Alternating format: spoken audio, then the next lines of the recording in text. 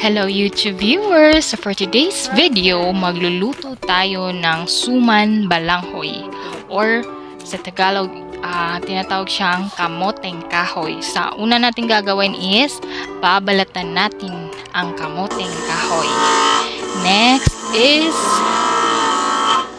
we need this milling machine para mapabilis ang pag-ground or pag-pino-pino sa mga kamoteng kahoy. Before is our term is magbanggod.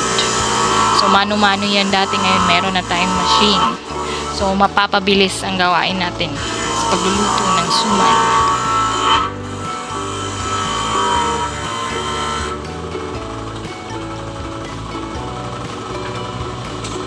Yan, para siyang magiging powderized. Maraming liquid also. Next is pipigain mo na yung pinong kamoteng kahoy, tapos yung dahon ng saging is kailangan mo siyang linisin. Tapos gugupitin mo yung same size para organized at maayos.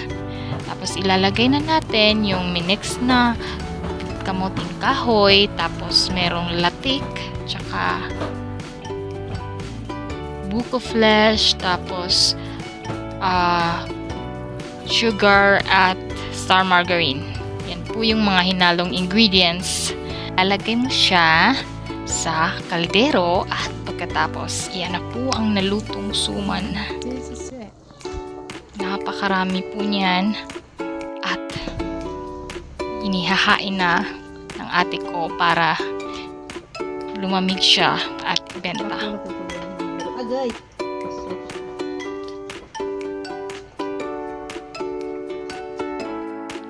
Dahil gusto ko rin tumikim ng masarap na suman, kaya kumuha ako ng isa at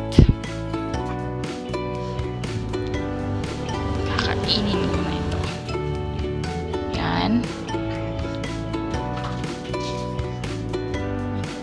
Suman na niluto namin. Init-init pa. Napakasarap. Simula elementary ako hanggang ngayon, yan yung niluluto namin. Thank you for watching. Please subscribe Maria Vids.